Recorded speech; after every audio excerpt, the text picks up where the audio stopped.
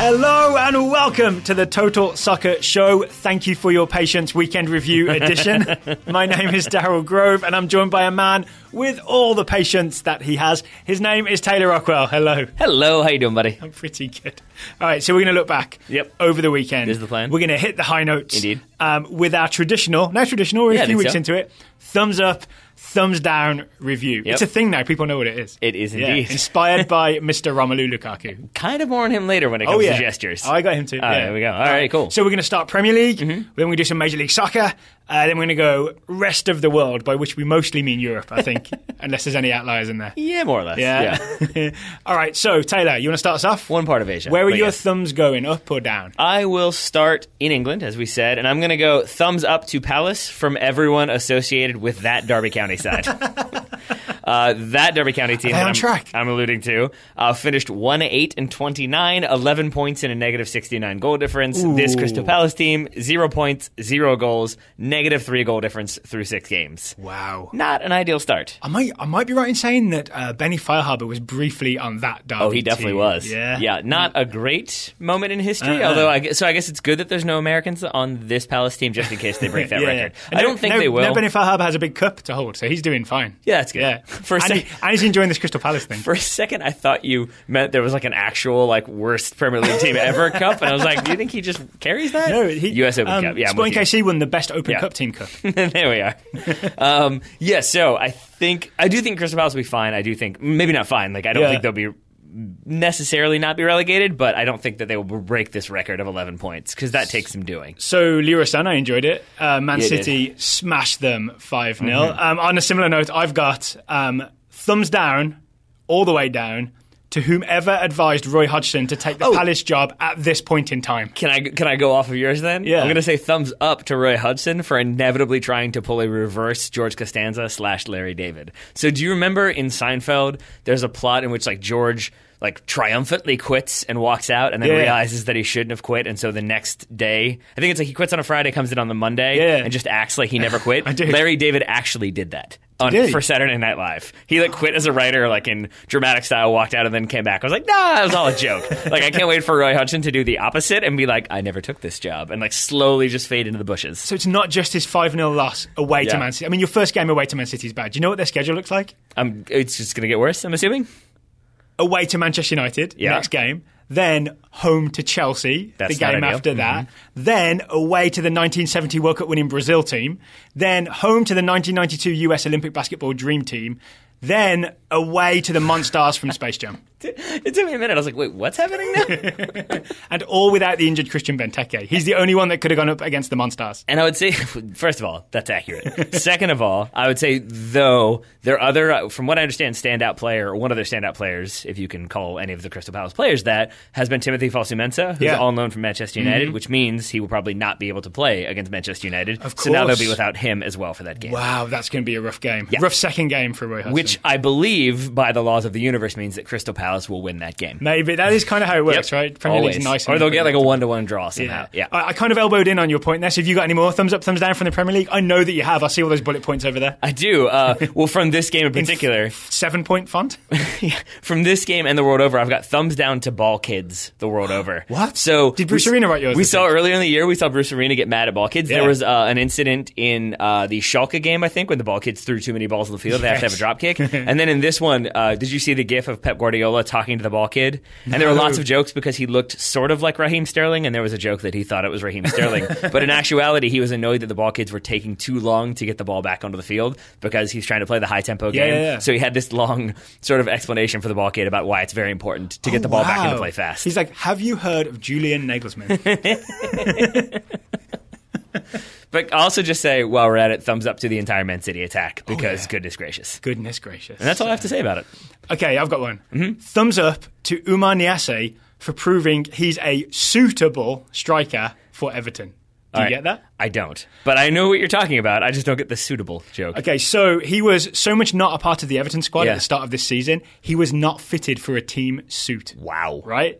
But after coming off the bench, scoring 2 goals in Everton's 2-1 win over Bournemouth, Everton are going to get him fitted for an Everton suit. So he has proved that he is a suitable striker. Also, thumbs up to Ronald Koeman for #playing your kids. Tom Davies and John Joe Kenny came off the bench and also got involved. So this is where I think Ronald Koeman is sort of in trouble, though, because I have the exact same note. Thumbs up to him for his tactical changes, but those tactical changes were basically bringing off Wayne Rooney, moving Gylfi Sigurdsson to the middle, and I think Davy Klaassen was also having problems as well. And so now he's running into that kind of age-old dilemma of how do you fit everybody in there? I think the line I saw from the Guardian... I spent all this money, but Tom Davies turns out is better. Exactly. Well, I think the line in the Guardian that I read was Ronald Koeman is still trying to figure out how to play 3 number 10s at once, and so he really couldn't. And when he took the other 2 off, took Rooney off, he then had success with Umar Niasse and Tom Davies. So, did you see Davies' through ball for Niasse's first goal? He's very good. Yep. He good. Also English.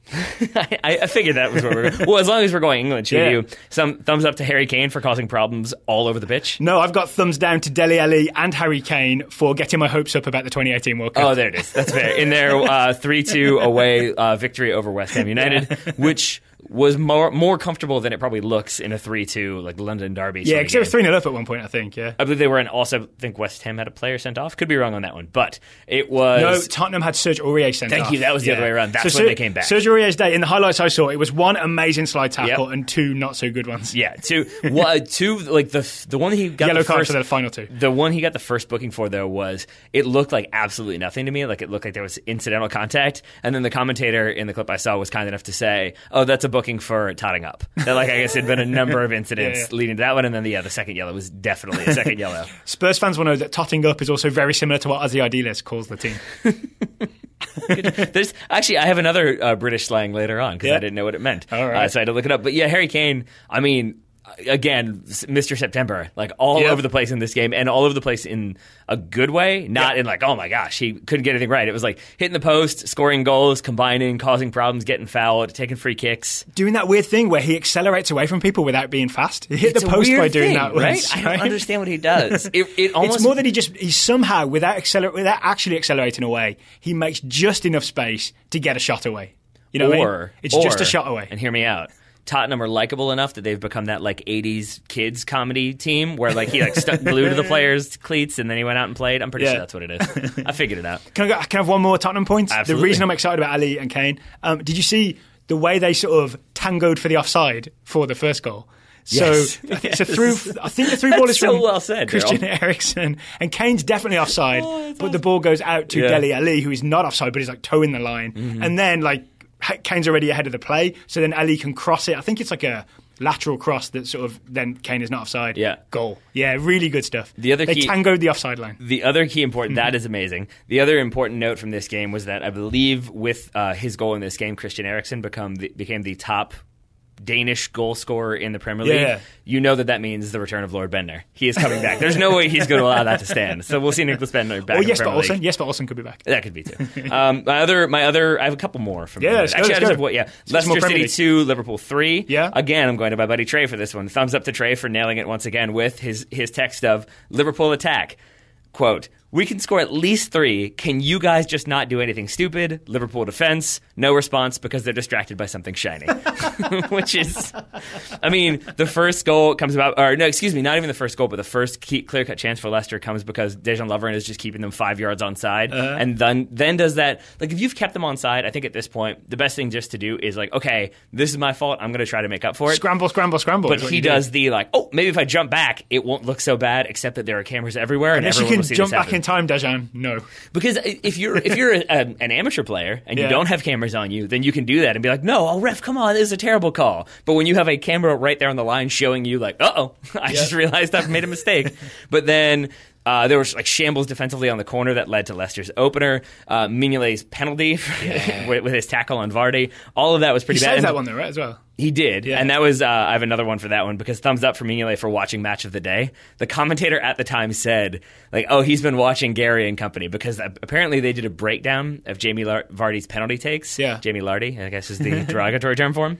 And he basically runs... his post-playing career shape. Yeah, he goes more or less straight down the middle every time. And I think Danny Mills in Match of the Day actually did a whole breakdown of that he looks down way too soon. So he takes like one step to start his penalty run and then head down runs at the ball way too fast, and so he doesn't see what the goalkeeper's doing. And so basically their argument is that keepers have learned that he's just going to try to blast it down the middle, and as long as you guess roughly right, you'll save it. So if he looks down, you know he's blasting it down the middle. I mean, no, but that's all he does, apparently. He always does that, but it's like either slightly to the keeper's right or slightly to the keeper's left. Yeah, so well done to Simon Mignolet. So someone right now is about to tweet, hey, how do you guys watch BBC Match of the Day? Yeah. Is it a VPN or something? So should we just answer this right now to save some people some tweets and save us some responses? Yes. How do you watch BBC Match of the Day? Fullmatchesandshows.com. There you go. Yeah, you Google it. If you just Google Match of the Day full show, essentially either fullmatchesandshow.com or someone else, some other website will have it.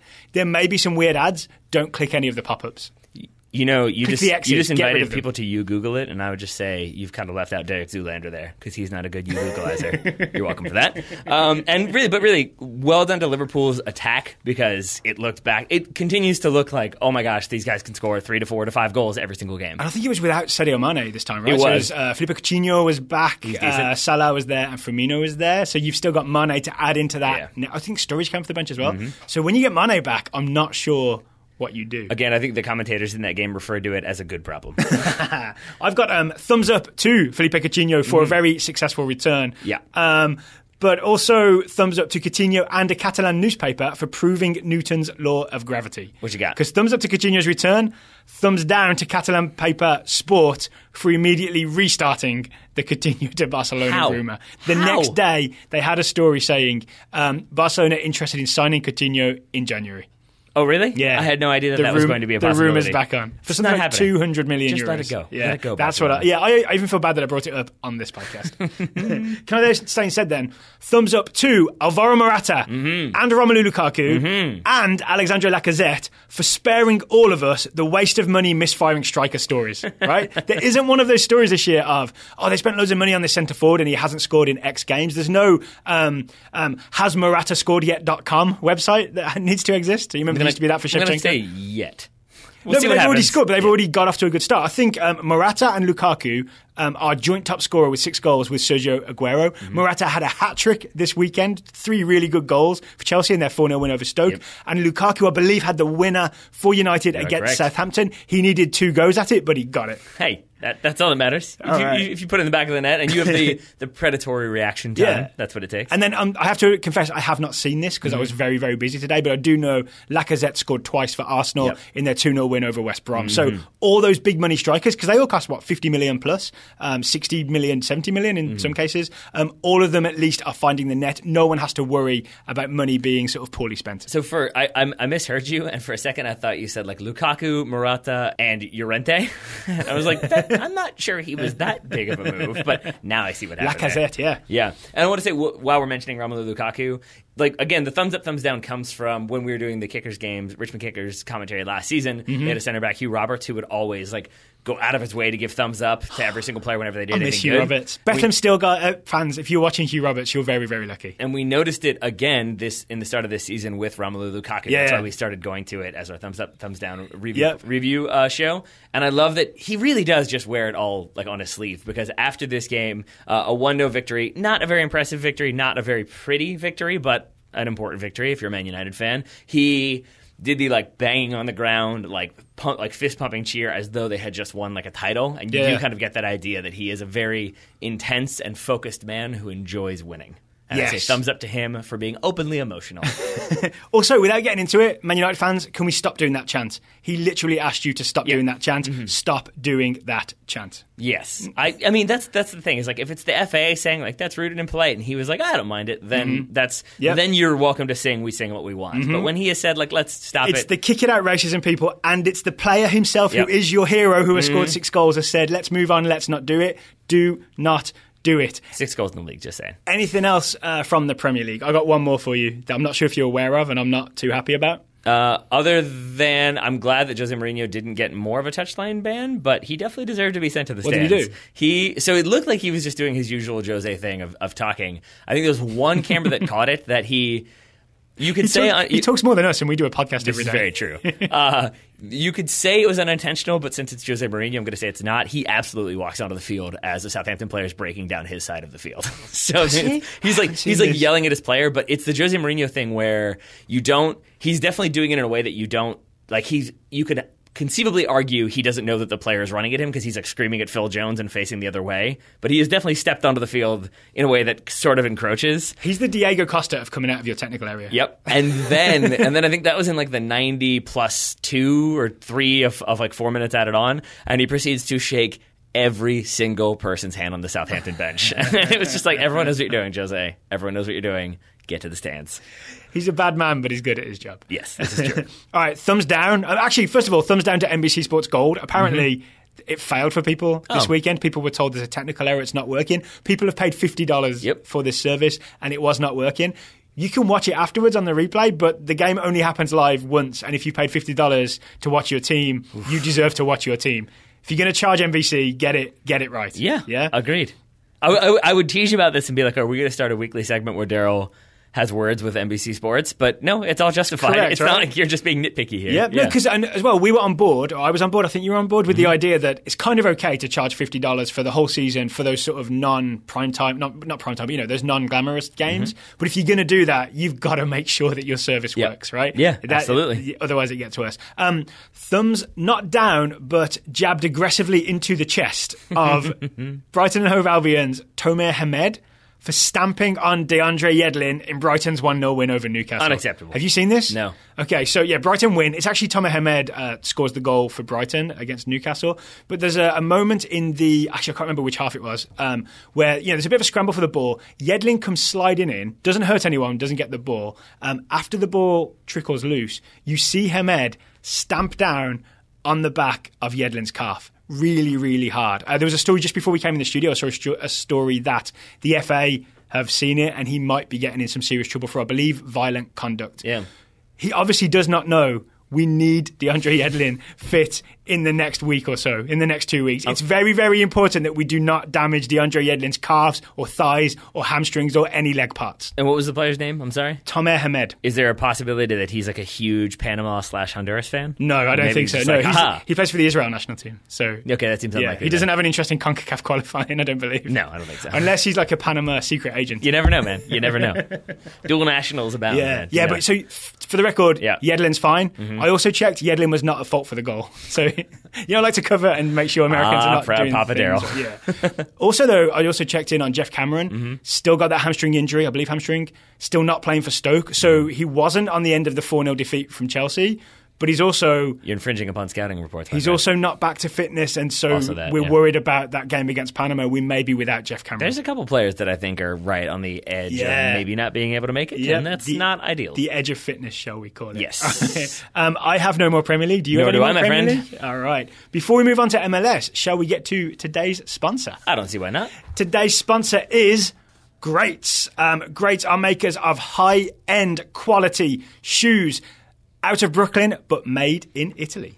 I am wearing mine right now. Fact. Look. Oh, yeah, let's talk about it. So you are wearing the suede one, the suede Royale. The Royale with not cheese. And I believe I have the the white leather you do. Royale. And I do love them. I've got to be honest, I'm tempted to stamp on them. Really? Because they're white. I just want to You stay away from my shoes. I want to dirty them up. You know I think the only other time I've owned white shoes was for a wedding where everyone had to wear white. Yeah. And I immediately got my shoes covered in grass stains and they were disgusting because that's how I am. I am not exactly precise with my walking. I don't do a good job of preserving fashionable things. With these, I probably will because they're very nice shoes. So Greats are out of Brooklyn. They're a Brooklyn sneaker company. But according to the little card that came in my box that I have in front of me, the shoes are made in a place called Civitanova, which is something new, right, in Italy, which is sort of like a famous shoe valley where high-quality shoes are made. I've got apparently calfskin lining and a plush footbed in these comfortable Greats that we're wearing. I believe, since I have the same things, that they make wearing socks optional, although I will stick with socks. Because they are nice and soft inside. I don't really trust that. But since they're made in Italy, we thought we would work in a nice little segment, because I think we've rightly had some complaints that we don't hit enough Serie A in the thumbs up, thumbs down. So thanks to Greats, we have a Made in Italy section. we're going to look at a goal made in Italy. We are, and it's going to be Paulo Dybala's opener for their 4-0 win over Torino. Juventus beating Torino 4-0. And for the record, we know we talked about Dybala, a couple of weeks ago? It's not our fault. It's not our fault. We looked for other goals. This is the most impressive goal we saw. And this was... It is something special. In eight games across 3 competitions, 12 goals so far for him. He is absolutely killing it. He's doing all right. Juventus. But this one especially because he was getting pulled back. Yep. And that's insane. That he was basically getting pulled down by Thomas Rincon. Former teammate, right? Wasn't he a Juve player that Torino must have signed? Yep. So at least I'm guessing Thomas Rincon didn't have to move house, so that's good for him. I think he stayed in Turin. He might have come from Torino as well and gone to Juventus and then gone back. Could be wrong on that. Loves the area. Yeah, why not? But he's basically he recognizes the counterattack, tries to pull Dybala back to break up the counter. Instead, only succeeds in like Hulk angering him, so that Dybala kind of rides the shirt tug, still shoots while leaning backwards. Somehow doesn't put the ball in the air. Instead, puts it in the back of the net. So Rincon is Loki. Yes, in this situation. Yeah, sure. Because Rincon is really trying to pull Dybala back, and I want to say he's sort of just has some weird core strength that even though you can see Rincon's going all his might, Dybala kind of buckles a little bit, but still, it looks like he tenses enough to just keep the correct body shape to shoot. Yeah. I mean, he is Paulo Dybala. He does what he wants. Can I assume left-footed? I only saw it. Of course, left-footed. Of course, it is left-footed. As was his second. I believe he scored the first and the fourth in that game. So well done to Paulo Dybala. Yep. Maybe he should get himself some greats to celebrate. So that goal was made in Italy, just like greats. If Total Soccer Show listeners would like to get 15% off, or Dybala, if they'd like to get 15% off an order at Greats, enter the promo code Total Soccer Show, all one word, at checkout. Go to greats.com, find the footwear that makes you feel like Paulo Dybala without needing his weekly wages. Enter Total Soccer Show at checkout, get 15% off your order. Thank you very much to Greats for sponsoring today's show. Shall we move? Oh, you're making a face. I was just wondering, where will you put the link to greats.com? I believe the link will be in the show notes. Yeah, Thank you for that. You do that. Thank you for that. That was definitely an important note to point out. But since we've talked about Brooklyn, shall we stay in the United States and talk a little MLS? Yeah, let's do it. You want to go first or you want me to go first? We should stay in North America and talk a little MLS. I apologize, Canadian friends. To Michael Bradley, we apologize. And with that said, I'm going to go to Atlanta. Yep. I'm going to say thumbs up to Atlanta for not understanding how getting tired works or what fatigue is, at least yet. Matt Doyle wrote a good article about this. There was some debate about it online as well. From September 10th until October 3rd, they're playing a match every 3 days. So far, they've won 4, drawn 1, which is... just to get as many games in as at the new stadium, because that's what it feels like, right? Yeah. They're always at Mercedes-Benz Stadium and always smashing teams. So that's good that they're always smashing Orlando, teams and always at home. Yeah. The downside is that because they're not rotating very much, I believe the statistic from Kevin Minkus on Twitter, Atlanta's top 9 most played players have logged 82% of the team's minutes since August. So they're basically playing the same players over and over again. That has led to Greg Garza and Miguel Almiron picking up hamstring injuries. Yep. Almiron will be out for at least 3 weeks. That's the huge problem, right? Because we've been very impressed every time we've seen Almiron. We've sort of been like, oh, this guy is for real. And not just that, but he makes those games worth watching, right? I will watch an Atlanta game just to get a glimpse of the bits of magic that Almiron pulls out. Yeah. And if Tata Martino has injured him for maybe the playoffs or so, then I think Tata Martino will sort of be like, oh, I did this MLS thing wrong. See, this is where I kind of disagree with the narrative a little bit, because it has been a lot of Tata Martino isn't rotating, or he could have put in new players here when the game was obviously over. I would argue that this is Atlanta United schedulers or Major League Soccer schedulers or whatever you want to go with. This is the conundrum of basically waiting until you open a new stadium. And yes, I know they played in Bobby Dodd for a period of time, but obviously they saved the majority of home games. It seems that I've not seen that officially, but it basically seems that way, right? It does get as many games in that beautiful new stadium as possible. And so it almost makes me feel like Blank wants to watch some soccer. But it makes me feel and Jimmy Carter. Like they've done this thing where like they're introducing Tata Martino, and like the way you get job training is like they introduce you to the basics, and then they make it a little harder, and then they make it a little harder, and eventually you know how to do everything. Yeah. They've done the same with like Major League Soccer, where it's like now you got to learn about TAM and GAM, and now you got to learn about drafting. And now you got to learn about this. And then they waited a while till it seemed like he'd navigate it. And then they're like, enjoy 46,000 games at home in the next 3 days. Figure it out. Here's a genuine thing, though. Tata Martino, he obviously seems like a very smart guy who has figured out how to win games in Major League Soccer, right? How to put a really attractive, exciting team on the field. Yep. But my genuine question is, even if he knows it intellectually, does he know how to pace a team for the playoffs? And that's my genuine worry, is that he might still, somewhere in his bones, just be thinking, yeah, you win enough games over the course of the season, you finish as high as possible, job done. And then he's suddenly like, we have a game next Tuesday. Yep. We have a playoff game. You know what I mean? Like, I don't think he actually doesn't know about playoffs, but I don't think he knows about pacing the team to perform at their maximum in the playoffs. I guess we'll find out in a month. We will. Godspeed Almiron's hamstring, because I like to see him play. Yes. Well, one team who will not be in the playoffs, but I'm going to say sneakiness thumbs up to DC Sneaky United. Thumbs up? Yes. So DC United this weekend. I've got one for this. Okay, what have you got for this one? I've got thumbs up to Patrick Mullins for getting the RFK Stadium demolition started early, working on that one net. So he scored all 4 goals in the 4-0 win over San Jose in the second half, in the same net. My theory is he's just working on loosening it up as they get ready to demolish it. That's good of you. I like this theory. I like this theory a lot. Mine was going to be that they were a little bit sneaky because I guess there were rumors that there were scouts in the house to watch Bill Hamid play because there's some. I think his contract expires after this season. He's a one-to-way, right? It's one-to-way Bill Hamid. It seems that I think less so because of the signings that they made prior to the window closing, but even so, there's still some rumors, and so there is a theory that basically DC United's front office or Ben Olsen knew that the scouts were coming and said, no, someone else will play instead of him, and that's exactly what happened. So Bill Hamid's probably like 28 by now, and I feel like his biological move to Europe clock is ticking. Like, I mean, it's kind of now or not never, but now or not likely. You forget that he's a goalkeeper, though. Yeah. And so, I mean, they could. He could easily play for another 10 years. No, he could, but there's always like... 26, by the way. Going to Europe, there's always that like, well, you're the second choice and you got to spend a year or two sort of like getting your feet... You know what I'm saying? Like Tim Howard did it and Brad Guzan did it. There's a time when you're not first choice. So every year that slips by is a year fewer that he has in Europe. I think it depends on where he goes. Like, I would say maybe learn from Tim Howard and don't go straight to Manchester United. Maybe go to Crystal Palace. I saw some horrible Wayne Hennessy mistakes for at least one of those goals. That might not be a bad shout, but I still think the Premier League might be a bit too high. Maybe look for like Championship or maybe like a lower... like level tier team. Wolverhampton Wanderers. Is Bill Hamid's agent George Mendes? I'm going to guess no. It's not, is it? No. He is 26, turns 27 in November. Oh, is that all? Okay, I thought he was 28. Okay, that's not so bad then. I'm a little less worried. Also, thumbs up to Paul. I Wikipedia'd that real fast, if that wasn't obvious. I don't just happen to know his birthday. I saw you looking at your screen. Paul Arriola had at least one of the assists. I think it was for Mullins' header. From what I saw in the good highlights, he looked really dangerous down that right wing. So thumbs up to Paul Arriola. Keep it going. Get him on that field against Panama. I do want to say, first of all, I agree, thumbs up to that. I want to say, though, like, while I've given Ben Olsen of the front office credit, I'm going to say thumbs down for not really having it, like, all thought out, this whole plan, because they've brought in Steve Clark, who's started many Major League Soccer games. And Former Columbus keeper? Yeah, for like the past 3 seasons, I believe. Yeah. And they started him in this game because Ben Olsen was like, we want to see if he's a viable, like, number 1 or number 2 next season. Yeah. And that felt very much like they weren't quite sure what to say to not make Bill Hamid mad. So they were sort of like, oh, he could be either one, depending on other people. Is Travis Worra a DC United keeper? He is. He is, right? So he's on loan at the Kickers. We were at the Kickers game this past Saturday evening. Good. He is good. He is good. He has a huge left foot. Yep. He literally had an assist. He just belted it downfield for Mikey Minatillo. Came off the bench, got on the end of it, scored. But Worra also kept Rochester Rhinos out of the back of the net. So it's weird because, I mean, Steve Clark... Worra could play MLS. I'm going to say that right now. Yeah, I was going to say Steve Clark is an accomplished goalkeeper. You could have Steve Clark as your number 1 and Travis Worra as your number 2, and I don't think that that's too bad of a pairing. Or vice versa.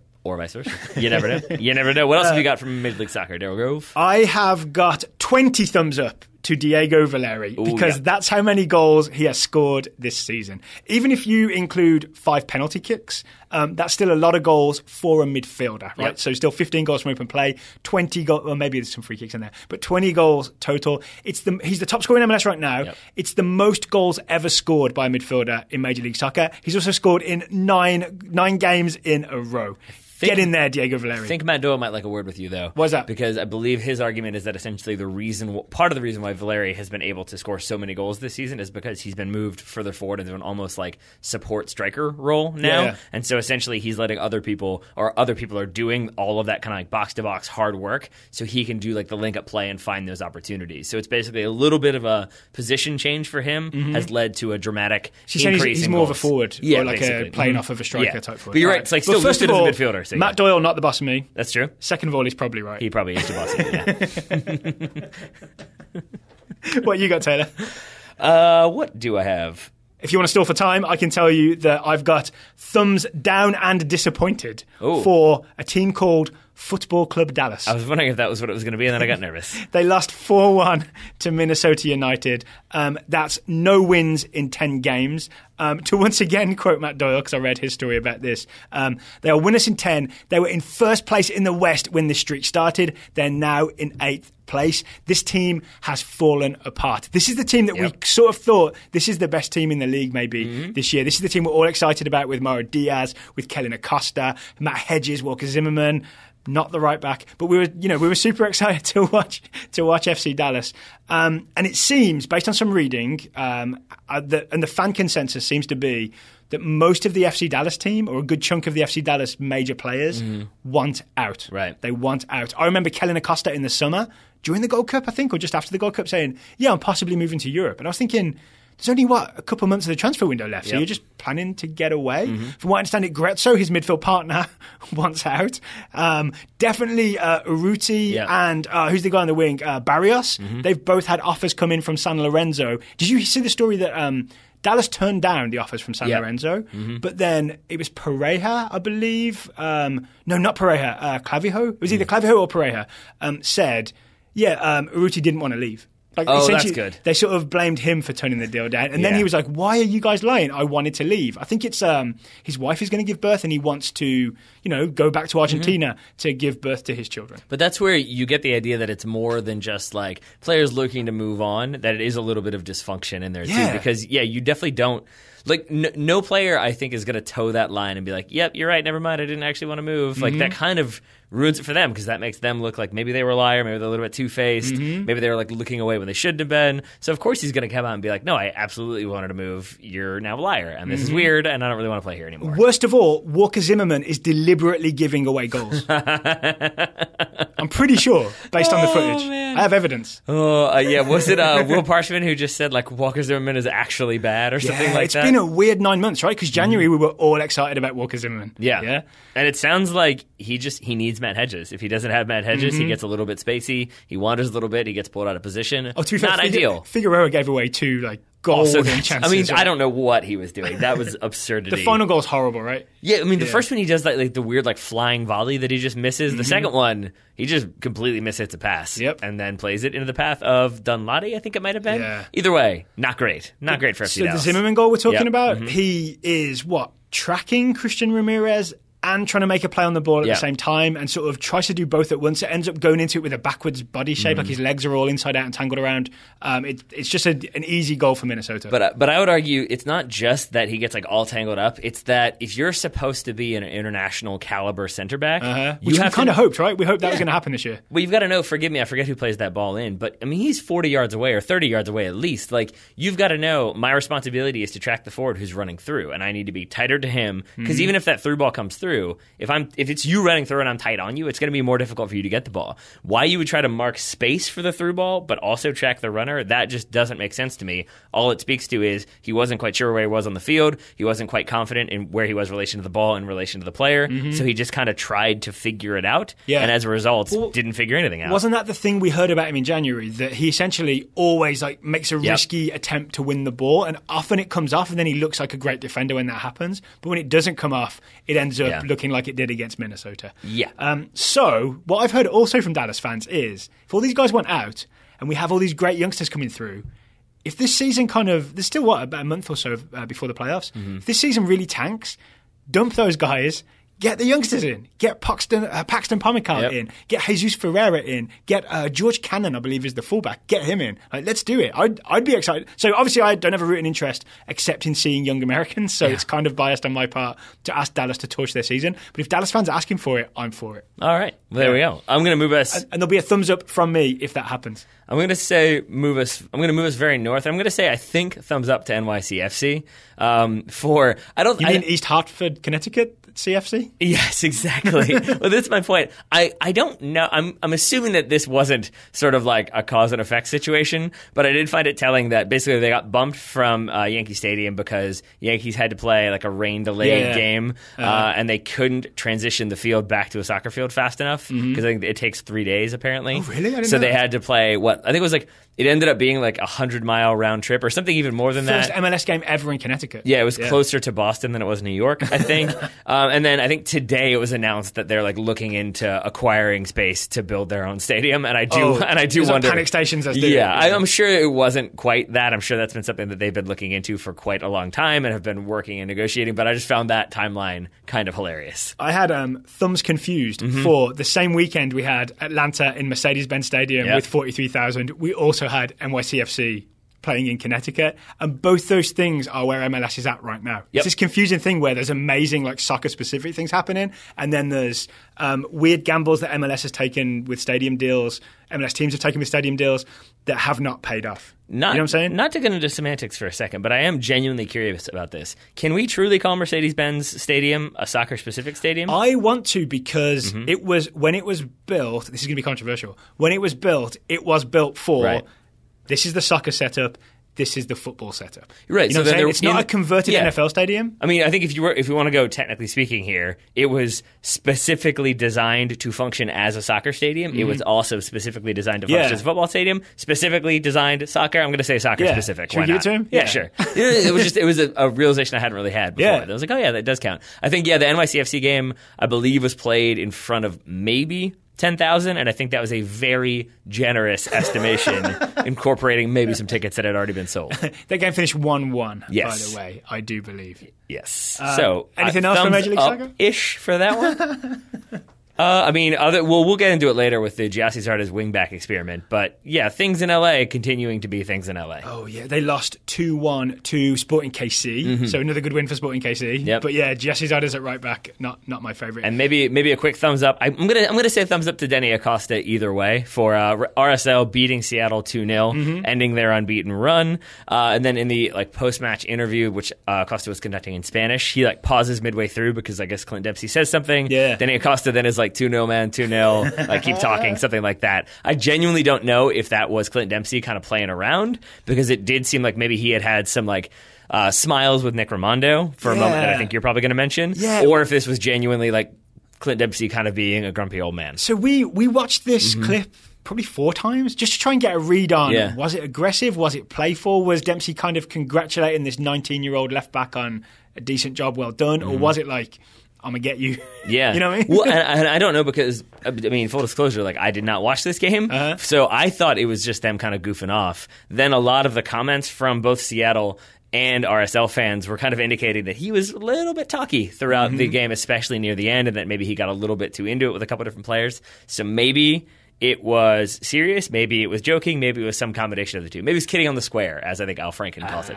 Or maybe Dempsey was frustrated because he came up against an older man and, on the day, a better man. Ooh. Because thumbs up to Nick Raimondo's Danny Acosta? vitamin regimen. All right, let's talk about it. It is working. Nick Raimondo, so I only saw the highlights, but Nick Raimondo has a one-handed save point blank from Clint Dempsey, which is really impressive. And not just a one-handed save, this ball is cleared with Nick Raimondo's Iron Fist. Yep.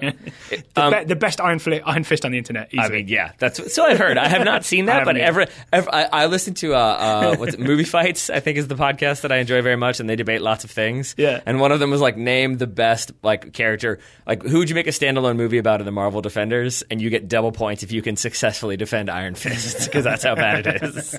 So there's that. Nick Raimondo has an even better moment. It's Clint Dempsey setting up to take a free kick from quite far out.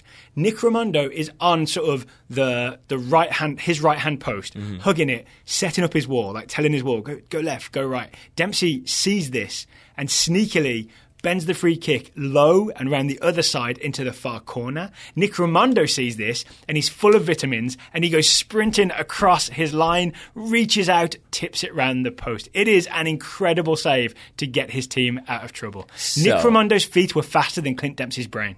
Okay, first of all, that's saying something, because we've all heard Clint Dempsey rhyme before. That brain works. Yeah. That brain works just fine. But I want to add, I did not realize that this was a thing, except that in multiple different post-match articles or message boards I read, there were a lot of this phrase, which I had not heard before, that Seattle fans saying, "We got Raimondo'd," which apparently is a thing when he plays out of his mind. Which I don't know if it's happened a lot this season or not, but I do remember for 3 or 4 years ago, it was you could properly get Nick Raimondo, where he would just pull save after save after save, and things that you just don't expect him to get to. This free kick and the Iron Fist save are exactly that type of thing, where you just there's no way he should have been able to do that, and yet he did, and I believe he's 38. Can I just add, I apologize, you're right. I think it should absolutely be, we got Nick Raimondo. You got to give first and last on that one. He deserves the credit. We got Nicholas Raimondo. Yeah. All right, anything else from Major League Soccer before we move on to what we are calling the rest of the world? Other than, I think we've gotten stick in the past for not mentioning Chicago Fire, so Chicago Fire continue to play soccer. They lost this weekend. They did. I know. I was just realizing, I feel like we continue to not mention Chicago, and I feel bad for that. We will talk about Chicago Fire in the playoffs because they will be there. How about that? Yeah, and then they're going to win the World Cup. Is that how this works? Whoever wins MLS Cup goes to the World Cup. There's one man in Chicago who did briefly think that. Yeah. Okay, cool. All right. All right. What else you got in Europe, Taylor? Oh, so we're going back to the Europa? Yeah. All right. Let me see. I'll go to France, and I want to say thumbs down to PSG's weekend lineup with Neymar, Angel Di Maria, and Javier Pastore missing due to injury. PSG drew 0-0 with Montpellier, but to be fair, all they had at their disposal was Cavani, Draxler, Mbappe, Rabiot, Mota, Verratti, Lucas Moura, and Dani Alves. So, really, how can you expect them to win that game? Was there any drama between Neymar and Cavani? I don't think so, other than that, I guess Neymar's not playing, so they can't be. The story came out late last week that PSG's owner had supposedly offered $1 million for Edson Cavani to stop taking penalties, which I think is maybe the bonus that he gets for being top goal scorer in the team. Yeah. It has since come out that maybe that's not true, but maybe that's misinformation. Who knows? Either way, things still continue to seem a little bit dramatic in that PSG locker room. Where they don't seem to be so dramatic, I'm going to say thumbs up to Monaco's continued belief in the youth of today. Monaco beat Lille 4-0. I believe they're now in second place in Ligue 1. Did my man Yuri Tielemans score? He did not even play, and that's saying something because basically their replacements for the departed stars that left this summer all played. Rachid Ghazal is 25 years old. He's a right mid. Ronnie Lopez, 21-year-old left mid. Almani Toure, 21-year-old right back, and George is a Brazilian 21-year-old left back. So again, you add in Yuri Tielemans, you added some of the other signings they have, and suddenly you look at this team that basically were like, oh, you want to buy all of our good 24-year-olds? We'll just sign a bunch of good 21-year-olds. Done. Can I say a thumbs up to Christian Pulisic? You may. We didn't even have to slash Yarmolenko's tyres, but Christian Pulisic still started for Borussia Dortmund in their 6-0 win over Borussia. 6-1, I apologise. 6-1 win over Borussia Mönchengladbach and Fabian Johnson. Yes. And Pulisic, as far as I remember, no goals, no assists, but he did have that one run, and I think we should talk about that. He also, before we talk about the run, he did have, for I think, one of Aubameyang's goals, because Aubameyang got a hat-trick, right? Pulisic was the guy that pressed and then pressed again when that guy played the ball a little deeper and then got himself sort of in the way of the pass to deflect it to start a Borussia Dortmund counter-attack. Yeah. From high up the field. It's kind of like a high press kind of deal. And sometimes I tease you when you're like, well, he did have that deflection that 15 passes later led to a goal. But in this situation, I think it's accurate because outside of Man City, I can't think of another team in the world that seems to enjoy playing together as much as Borussia Dortmund does. Yeah. Just because, similar to Man City, when they would score, it was the whole team laughing and celebrating, and it was a lot of pointing at other people, and it was a lot of that in this game. And so I do think this is one of those teams where it is sort of they probably do have that stat of okay, who had the interception or a partial block that led to this, that led to this. That was all you, man. That was all you. And this goal was everyone doing their thing, right? Yep. As Pulisic did the press, got the sort of the deflection interception type thing. It falls to Mahmoud Dahoud, one of my favourites. He plays a quick through ball. Aubameyang runs onto it. Goal, Borussia Dortmund. They really feel like a machine. They are top of the Bundesliga right now. Borussia Dortmund and Christian Pulisic are top of the Bundesliga. I think a big part of that is that it seems like they're always able to play 13 players. Yeah. Because somehow, extra guys they just never seem to have a problem finding a way to get all of these youngsters minutes. Except for maybe sometimes they get rid of some of them. Yeah. You know who you're talking about. But, outside of that, it just seems like, Mahmoud Dahoud is in there, and all these other guys, just youngsters getting their Julian minutes. Julian Weigl scored that amazing goal. Yeah. Except for Felix Passlack. That's the only downside. And also Junior Flores. Also that too. Can we talk about the Pulisic dribble? Sure. Yeah. I would happily talk about that because it really was a kind of monumental moment for me, at least, because I cannot remember an American. I really can't. Maybe I guess Clint Dempsey in peak form for Fulham, and even then, I just can't remember an American doing what Christian Pulisic did in this one sequence where he beats 4 players, but he beats 2 players twice. So I'm going to say he beats 6 players, and it really is. It's just and it's not he has moments where maybe he's a little bit out of control. He does get around Fabian Johnson, but that's maybe a tiny little bit of luck. I'm going to say 20% luck in that one sequence. But just the confidence, that one tight circle that he does. Yeah, really just the confidence he has to take people on and go at people, and it doesn't feel fluky. It feels like at the end, it's basically he goes for a 1-2 with Aubameyang. Aubameyang's, I think, it's intercepted, turned out for a corner kick, and like Pulisic has that reaction of like, so close, and now like I can't believe I just did this. Doesn't he like jump up and touch the crossbar and then laugh? Yeah, because he was sprinting in to like finish at the far post. Yeah. In that sort of like plays wide, sprints in, taps home from the near post. Yeah, yeah, and instead he basically gets it intercepted. But yeah, he jumps up, taps the post, and has that sort of, I don't know, it was just the fact that it didn't feel out of place, and there was no sort of like you didn't see him be really, really frustrated because and there's it didn't no quite come off. This was my big chance. Yeah. It's just like, this is what I do. Yeah. Every weekend. Yeah, these are my weekends. Mm-hmm. Yeah, pretty much. I'm going to say we do this. He does that. So I'm going to say thumbs up to Americans in the Bundesliga in general. We had 5 players start even for Fabian 5 Johnson? different teams, get 390 minutes. But then I'm going to say also thumbs down to most of those Americans. 4 losses, 13 goals conceded. Ouch. 6 of them were Fabian Johnson. So there is that. Including I want to say in this, thumbs up once again to Borussia Mönchengladbach's English language Twitter account. Okay, let's talk about it. So they posted the result of this, the 6-1 defeat away to Borussia Dortmund, and they listed the scorers. They listed their scorer, obviously, because it was one of them. I'm sorry, I can't remember who it was.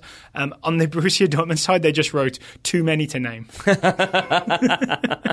German Twitter is so good. Borussia Mönchengladbach. Oh, it is Gladbach. That's right. They did they did the Celtic one, Some right? German team. Yep, yeah. That's outstanding. I'm going to move us to Italy. Unless you have more in Germany? Well, I want to talk about Weston McKennie. Oh, do I? Weston McKennie started again, second consecutive start for Schalke. Yep. Yeah, Schalke 04 now have Weston McKennie as a starting central midfielder. And if we don't talk about the result, then everything is great. Well, see, this is, again, it's the same thing as the Bayern game where, like, against Bayern, they lose. They don't look impressive, but Weston McKennie certainly doesn't look like the biggest problem there. If anything, he looks like the best player that they had in midfield. Someone called us up on that maybe we were just being a bit too optimistic about McKennie. I mean, that's a decent shout. But, I mean, again, against Hoffenheim, you go and you look, and he's playing in the center of midfield. Yes, they lose 2-0. Yep. Neither one of them are his fault. If anything, it's the other first players. one is definitely Max Meyer's fault. He does not track. He just the absolutely runner. loses his man, and that's a thing that, like, I guess, and that's where I go with, like, by comparison, you think of Weston McKennie for how young he is and for, like, being on the stage he's on to be the one who's trying to cover for the other midfielder who completely lost his man. Yep. To me, I would much rather have that be the case than he be the one who lost his man.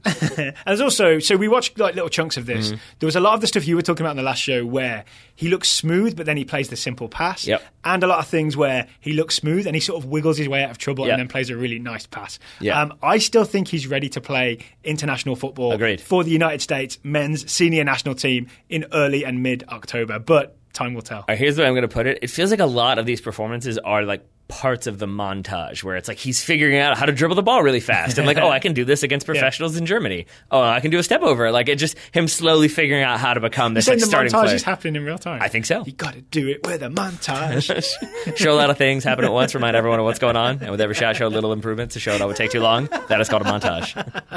I don't know why I have that memorized. Again, I can't remember math, but random soundtrack lyrics up in there forever. I love that movie.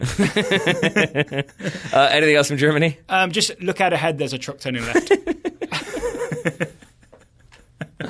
I can't remember if is the montage song from Basketball or from Team America? Oh, maybe it is. I'm sorry. I'm not sure. Either way, it's outstanding, and you should watch both of those movies. But I'm going to say thumbs down to organized crime unless the Sopranos are involved. Because at least then, there's a lot of different characters, lots going on, still just as nefarious. But in this situation, Juventus president Andrea Agnelli has been banned for 1 year by the Italian FA for improper contact with ultras, including one suspected member of the Calabria-based 'Ndrangheta, is how I'm going to go with that. It's probably terribly pronounced, but whatever. Mafia group, which is like I think they're south of the boot, essentially. Not quite in Sicily. I see. So improper contact? So you mean he's consorting with them? He is accused of ticket touting, which I did not know what that meant. I've heard that a lot in a lot of places. It's scalping. I looked it up. That's what Google informs me. So it's basically... This is a classic British, English, American English crossover. Yeah. But in this situation, I'm assuming that means... I'm assuming this means that basically it was scalping or more likely illegal reselling where they were selling tickets they probably weren't supposed to be selling or more than had been allotted for probably more than they should have been charging because they were charging them to people associated with the mafia. Allegedly. Except not allegedly because he's been banned for a year. So he's Juventus's what? President. Yeah. Wow. Okay. Yeah. Well, at least they've got Dybala scoring those goals. Yeah. But that's all we're going to say about that because we don't need to bring up the past Calciopoli. Anyway, and then I have one more from Europe unless you have anything else, Daryl Grove. I've got, this was actually sent to us by Daniel Jones, thumbs down to La Liga team Girona for outscoring Barcelona, but still losing 3-0 because there were 2 own goals in Girona's 3-0 defeat to Barcelona. So they beat themselves 2-1? Yeah. That's not great. They beat themselves 2-1. We watched these goals. I mean, the first own goal is an absolute... Like, it'll be on the worst own goals of all time. It won't be at the top. It'll be in the middle of that DVD. Like, think of something Zlatan... He slices it top corner. Think of something Zlatan would do on purpose to score a ridiculous goal, and then that's what this player does, except he doesn't mean to. Sorry, I don't have his name in front of me. But he's basically trying to, like, clear the ball, and then instead of kicking it forward, it like, comes off the side of his foot and skims right into the back of the net. Yeah. Not great. So, Barcelona won 3-0. Didn't even need Gerard Deulofeu. Nope. And again, I think we've talked about this on a number of occasions now. Still, very quietly, top of La Liga. 100% record. Scored 20, conceded 2. Yeah, I think they've won all 6 games. They have 18 points. They are top of La Liga. I'm going to say Barcelona decent. Absolutely crushing it. I'm going to say decent, Daryl Grove. I don't know if you heard that before. Playing a 4-4-2, I believe. Yeah, Messi and Suarez up top of themselves, right? Oh, can I add one? What would we call it? Department of Corrections. Do you remember we did we talked about if Catalonia achieves independence, Barcelona would be separate. Maybe there's a separate Catalan national team. We talked about Andres Iniesta. A lot of people, or a couple of people, emailed us to remind us that even though Iniesta has been at Barcelona his whole life, he is not Catalan. He is Spanish. Yes. So quick correction, and thank you to the people that let us know about that. And while we're talking about Barcelona kind of flying under the radar a little bit, I'm going to say both Barcelona and Real Madrid, not necessarily flying under the radar, but it is that sort of new era where they're still like making the signings, don't get me wrong, because Ousmane Dembele was not cheap, but it's still a reliance on... He was overpriced, if anything. But it's still a reliance on maybe some of those players that you wouldn't have expected to be playing key roles. Denis Ceballos, for example, getting a brace in Real Madrid's 2-1 win. So you're getting those... I don't know who that is, Denis Ceballos? So there you go, exactly. So it's basically, it's more of that dedication Zinedine Zidane has to bringing through young players to relying on sort of squad players and giving them minutes and seeing what they're capable of, rather than say spending 180 million on Kylian Mbappe. Yeah, so it's more like, Asensio's good, Isco's good, Lucas Vazquez is good. Those guys are all. So I mean that's your front three in that game was Cristiano Ronaldo in the center, Lucas Vazquez on one side, Marco Asensio on the other. So not bad, not bad at all. Okay, are you good for Europe? Nope. Well, yes, because this game was played in Asia. But do you know what I'm doing here, Daryl? Do you know what I'm doing here? These aren't thumbs up, thumbs down. These are insanity thumbs. These are wiggly thumbs. These are insanity thumbs. Okay. Because I'm going to read you some minutes here. I'm going to read you some names and some minutes. Ready? Yeah. Quaresma, 43. Neto, 45. Hutchinson, 85. Koibasha, 90 plus 5. And Ozyakup, 90 plus 6. You would think goals, wouldn't you? You're incorrect. It's red cards. Because 5 red cards in the Fenerbahce Beşiktaş derby, which ended in a 2-1 victory for Fenerbahce at home. So they're playing in Asia... Because Fenerbahce on the Asian side of Istanbul, so there you go. That one's not technically in Europe. How many red cards? 5. And what was the final score? 2-1. Wow. But also, there was a controversial disallowed goal in which a player was deemed to be offside, but he was actually onside. There are also 2 penalties not given if you're a Beşiktaş fan. That's your perspective. Very dramatic game in... I cannot remember the name of Şükrü Sayolu. I forget what it is. Something. The Fenerbahce Stadium. There we go.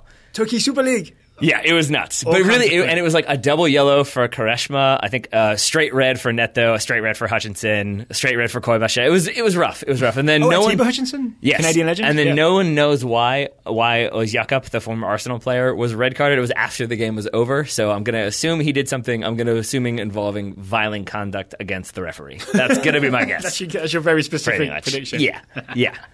Okay, everybody, I hope you've enjoyed our thumbs up, thumbs down, but we have a lot more information for you in the Total Soccer Show Scouting Network. We sure do.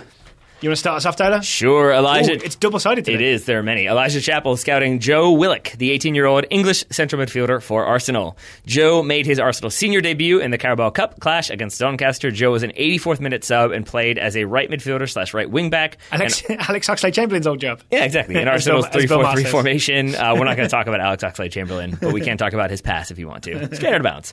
Joe had a chance at goal when he got on the end of an Alexis Sanchez cross in the 89th minute, but headed it wide. All right, Joe Willock. I'm all about young English players. Jeff Amelin is scouting Patrick Bamford, the 24-year-old English striker for Middlesbrough. This has been a roller coaster of a scouting network career so far for Patrick Bamford. Mostly the roller coaster has gone down.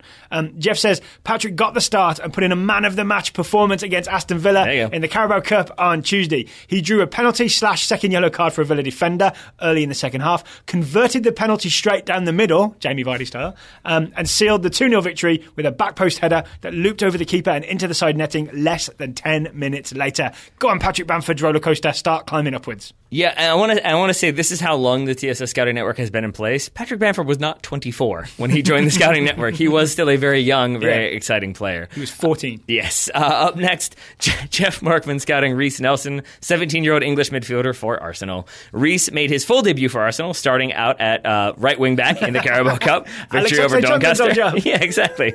Reece was solid, but not particularly memorable, and looked a little like he was thinking too hard. Like maybe he was trying to, maybe he had like a scrunched up brow. Yeah, exactly. He just furrowed the entire time. I think mostly just he didn't want to make too many mistakes, so maybe he was a little bit too slow. That said, Jeff says his overall play should be enough to earn him more time in the Gunners' next cup match against Norwich. Todd Ito is scouting Takafusa Kubo, the 16-year-old Japanese attacking midfielder for FC Tokyo.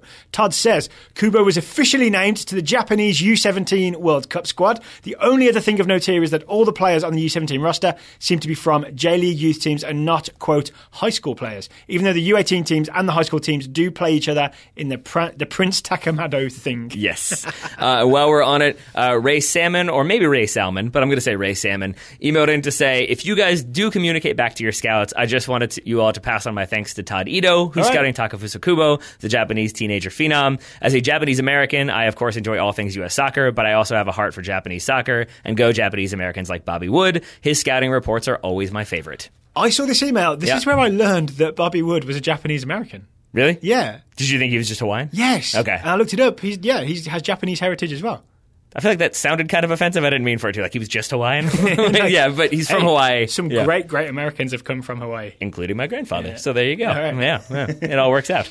Up next, Guy Yedwab scouting Serge Gnabry, 22-year-old German winger on loan at Hoffenheim from Bayern Munich. Gnabry started against Schalke, his first game since suffering an ankle injury a few weeks ago. Unfortunately, Hoffenheim central midfielder Amiri left the game early with a knock, and without him, Hoffenheim couldn't hold the middle of the park, so Gnabry's energy was wasted running after central defenders. That said, they did still win this game, so it worked out okay. He looked gassed at the 35-minute mark, but stayed on the pitch until the 52nd. The upside of this is that in a tough game, and with only two strikers on the field, a questionable Gnabry is still Nagelsmann's option over some of his more fit attacking options. All right, go Serge Gnabry. Michael Fisk is scouting Andreas Christensen, the 21-year-old Danish centre-back for Chelsea. It was a busy week for Andreas as he started in Chelsea's 5-1 EFL Cup win against Forest and 4-0 league win against Stoke City. He looked right at home in the middle of a three-man backline, he would do, right? And continued to show his excellent passing and patient defending. One more positive thing to note is that Jeff Cameron wasn't involved at all in that 4-0 drubbing. I'm not sure how positive that is because I want him back on the field. Would you rather him be on the field for a 4-0 loss? Yeah, get some fitness. All right, you got a point there. Yeah. All right. You win. Alec Brew scouting Davy Selke, 22-year-old German striker for Hertha Berlin. Selke is still out with injury, but it sounds like he could make a return to the matchday squad after the upcoming international break. His injury has let Alec focus on more on his favorite club, Leeds United, who he was surprised to learn have been linked with a £2 million move for Kyle Larin this winter. Bargain. If you can get Kyle Larin for £2 million, then you should grab that. Agreed. Yeah? Ooh, Cole Hamilton. Even if it means he's moving to Leeds. Cole Hamilton. Actually, don't do it because it's Wolves and Leeds are competing at the top of the Leeds are top of the table, aren't they? Right now. Yeah. Don't sign Kyle Larin. Let Wolves sign him. Cole Hamilton is scouting Callum Connolly, the English defender on loan at Ipswich Town from Everton. You'd be the worst owner ever because you would just sign everyone in hopes that no one else would have anybody.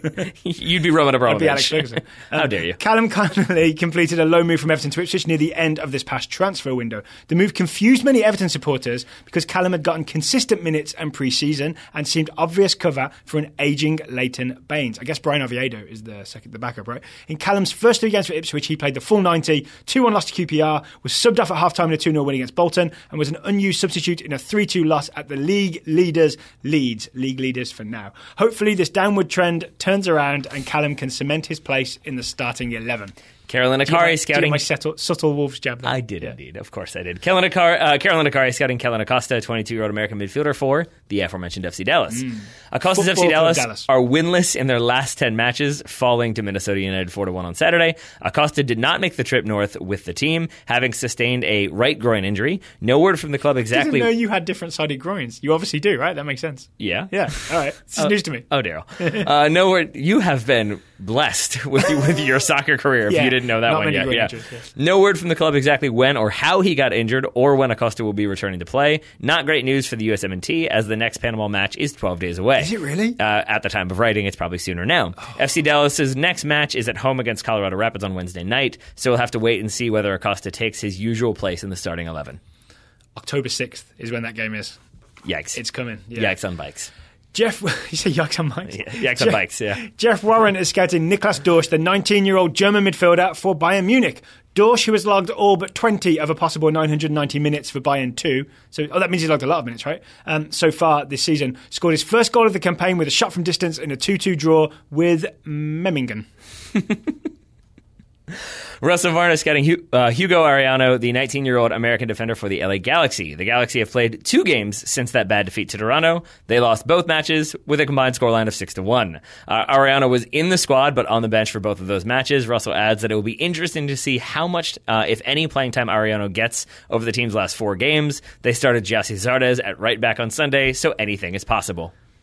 I haven't seen the footage. I can't see that going well. Keep in mind, this is the same LA Galaxy team that when Bruce Arena took over as U.S. national team manager and people asked him about Jesse Zardes, he said, well, I expect him to be functioning as the number 9 for LA this entire season. Mm-hmm. So there you go. He also didn't expect them to be playing Siani. Probably not. Final report for today is from Will Hersin scouting Ryan Sessegnon, the 17-year-old English left-back for Fulham. This was sent in via Gmail. Get with the times, Will. Yes, Will, please. I actually wondered if this would be on here. Will, please submit reports via totalsoccershow.com/report. Same goes for everybody. It makes it a lot easier for us to collate them. Every time you email a scouting report rather than submit it via the website, Daryl cries.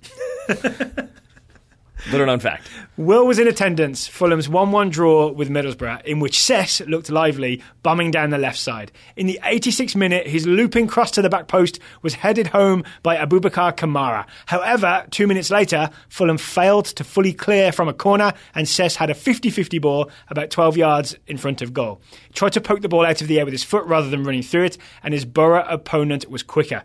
2 touches later, and the ball was in the back of the net for a 1-1 draw. Another exciting performance going forward, another slightly wobbly performance in his own end. That's what happens when you're 17. This is true. He's young. So thank you to... Am I doing it? Oh, I was hoping you would do it. Thank you to Elijah, Jeff, Todd, Guy, Michael, Alec, Cole, Carolyn, Jeff, Russell, and Will for the scouting reports. I can't tell you how tempted I was to start doing it exactly when you did. But then I realized that would be terrible. Final thing, wasn't mentioned in Thumbs Up, Thumbs Down. I don't think we got a scouting report. Matt Miazga at Vitesse on M was named in the Eredivisie Team of the Week alongside his centre-back partner. So it seems that Vitesse had a really good weekend and Matt Miazga had a really good weekend. Indeed. I think they beat Ajax. I could be wrong, but I believe that was what happened. I'm pulling it up very, very fast. Yes, 2-1 win over Ajax. Any chance Matt Miazga gets the call for Panama, or is it still a bit too soon? I think it's still a bit too soon. Bruce just had a look at him, right? He got him in the Gold Cup. He kind of knows him a little bit. You never know. Miazga over Zimmerman? I mean, yes. Yeah, okay. But it's weird to say, right? Because I don't think we would have said that a couple months ago. Easily. Yep. I still might have. If you would like to join the Total Soccer Show Scouting Network, please go to totalsoccershow.com/join. A lot of scouting assignments were made recently. If you didn't get one, I'm getting to you. If you haven't got one and you've been waiting, the best thing to do is send me an email, Daryl, Daryl, at totalsoccershow.com. The normal thing we ask for is to put itchy feet in the subject line, but I think we've got so far down the road with that one without people knowing the original joke. Just write, I need my scout or something like that, and it'll make sure that I see it and then I get it to you as soon as possible. What I'm hearing is title your emails Athlete's Foot. Taylor, would you please put totalsoccershow.com/join in the show notes? Seems like a whole thing. Please do it. Right, also, we do have a short run of Total Soccer Show t-shirts on sale for the next few days. Some of them have the black logo on a white t-shirt, wear white after Labor Day. And some of them have the t-shirt I'm modelling right now. Would you describe it, Taylor? It's black, and it has our logo on the front. It does. It also comes in red. So red and white is the one that we're selling. There's a Liverpool, Man United, horizontal Arsenal. logo. The horizontal logo, yeah. But red t-shirts are available for the next couple of days. TotalSoccerShow.com/merch. Taylor's confused because he probably doesn't know I've been putting up these t-shirts. No, I was just making sure that your dad's soccer ball is still featured prominently. It does, right? Yep. Right here. Yep. That is. No, but that is what it is, right? You just pointed at soccer, but yes. Oh, because I normally look at it in the mirror. There it is. All right, this probably feels like a good time to end. Yeah, I think so. Taylor Rockwell, thank you for taking the time. It may or may not be past 11 p.m. on Monday night. It's been a long weekend. Lots of work was done this weekend. Final reminder, tomorrow's show, Tuesday's show, you'll probably listen to this on Tuesday, but Tuesday's show will be, we're going to come into the studio, we're going to watch Borussia Dortmund and Real Madrid play soccer, and we're going to review it immediately afterwards. So it'll be like a quick take review of Borussia Dortmund, Real Madrid. It may or may not feature Christian Pulisic. I started to think. You didn't want to go full hot take? You just want to go quick take? Yeah, because we're going to give it some consideration, right? Yeah, we're going to think about it before we review it. Yeah, speak for yourself. Yeah, so Madrid, Dortmund tomorrow, hopefully with some Pulisic. Until then, he's been Taylor, I've been Daryl, and we'll talk to you again tomorrow.